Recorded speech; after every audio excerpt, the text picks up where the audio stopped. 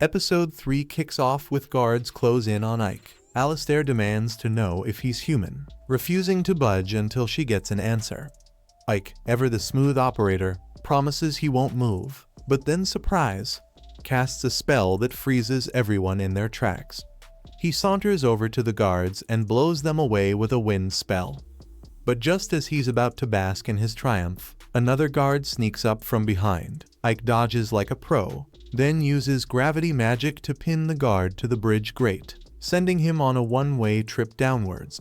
But wait, before the poor fellow hits the ground, Ike casts another spell to break his fall. Alistair, watching this magical juggling act, can't fathom why Ike would save a mere human. But before she can process, the bridge gives way beneath her. Down she goes, straight toward doom. Ike, in true dramatic fashion, saves her too. Alistair, now thoroughly bewildered, tries to make sense of this demon with a heart of gold routine. Ike, brushing off her confusion, formally introduces himself as the commander of the 7th Army of the Demon Lord. Alistair's jaw drops. This is the legendary general who defended Oz against Beck troops. Ike uses his rank as proof that he couldn't possibly be human, since no demon army would ever allow a human to climb that high up the ladder. With Alistair now convinced Ike is a demon, Ike cuts to the chase, demanding to know if she sent the assassin. Alistair, all knightly pride, refuses to spill the beans, even if it means taking her secrets to the grave. Realizing he's hit a wall, Ike decides to get up close and personal with some mind-reading magic. Enter Lilith, who arrives just in time to catch Ike flirting with a human. She's not amused. Attempting to hug him, she's brushed off as Ike announces he's done here, having already extracted all the juicy details from Alistair's mind. As Ike and Lilith make their exit, Alistair, still trying to make sense of this bizarre encounter, calls out, "Why go through all this trouble just to leave?" Ike, ever the smooth talker, explains he's confirmed she had nothing to do with the assassination. As a parting shot, he offers her some unsolicited advice. Don't feel bad about losing the battle for Alia. Learn from your mistakes and keep moving forward.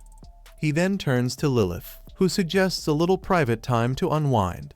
Ike, ever the gentleman, shuts her down and opens a portal to whisk them back to the castle.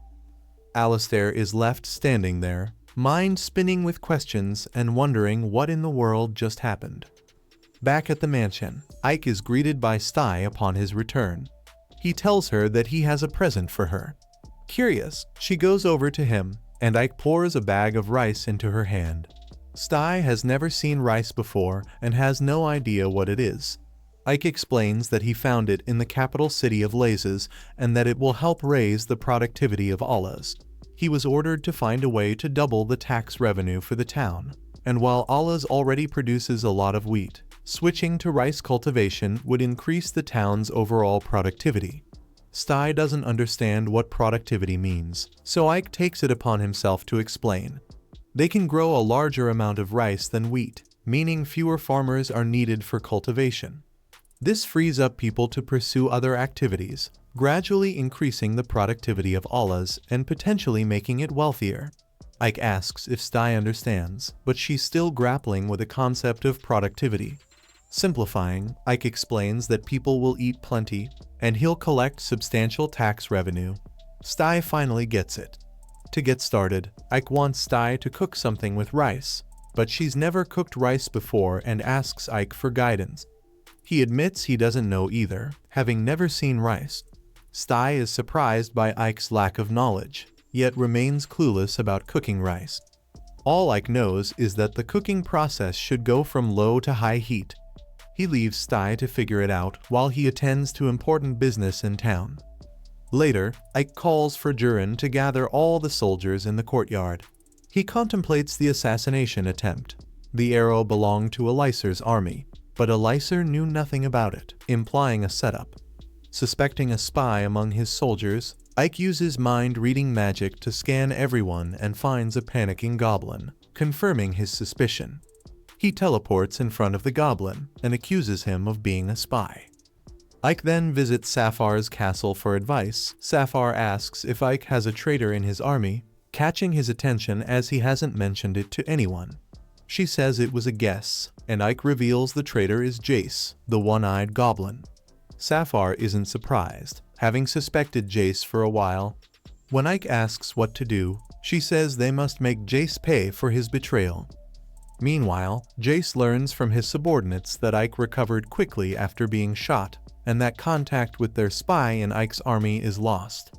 Realizing Ike is onto his scheme, Jace plans to attack Ike before being caught. However, he hears that Ike is looking for him. Meeting Ike with his squad, Jace questions Ike's presence and taunts him about the arrow injury. Ike agrees he was careless, not expecting betrayal from within.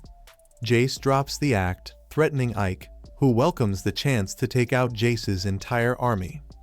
Giant meteors begin raining down, the work of Sapphire's powerful spell. Ike hides behind a building, having asked Sapphire to limit the attack's power to facilitate rebuilding. Sapphire ignores his request. After the explosions, her skeleton soldiers start slaying the surviving goblins. Ike offers Jace a choice: surrender now or later. Jace orders his men to attack, but Ike uses magic to defeat them. Jace tries to escape, but is intercepted by one of Sapphire's monsters. Using a smoke bomb, Jace sneaks away through a portal into a forest, believing he's outsmarted Ike. However, Ike tracks Jace with a familiar, confronting him with a fireball. Jace refuses to surrender, attacking Ike unsuccessfully.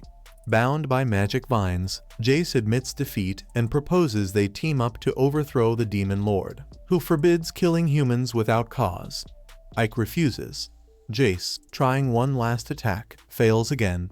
Sapphire arrives, ready to torture Jace for information, but Ike prefers peaceful methods.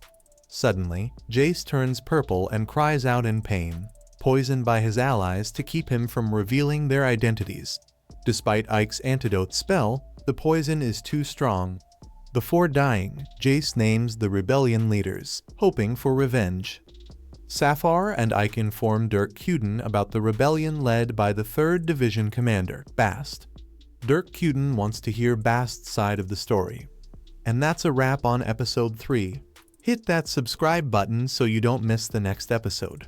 Stay tuned for more spells, secrets, and sassy comebacks.